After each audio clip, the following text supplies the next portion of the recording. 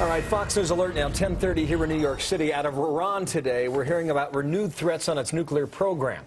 Secretary of State Hillary Clinton telling students in Saudi Arabia that Iran could trigger an arms race in the Middle East if the regime manages to get a nuclear weapon. All this coming as President Ahmadinejad threatens that any country that sanctions Iran will, quote, regret it, adding minutes ago that the country is installing more advanced centrifuges at its main uranium enrichment facility. And Greg Palcott's watching all of these developments, and there are many. Greg is now live in London. What is he saying today, Greg? Bill, we were monitoring the press conference given from time to time for President Ahmadinejad to mouth off his own rhetoric against the West. Let me just go through a few bullet points of what he said regarding Secretary of State Clinton's line yesterday that Iran was becoming a military dictatorship. He said that comment was basically out of date, implying that the United States was the real military bully. Regarding the offer from the West, still outstanding, that it would enrich uranium for Iran to avoid Iran making any bombs.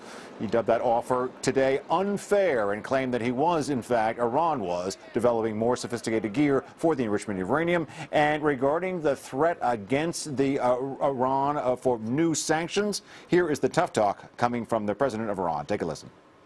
Of course, if somebody wants to act against Iran, our response would not be like previous times. We will not advise or clarify or explain anymore. Definitely there will be a counteraction that will make them regret, as usual.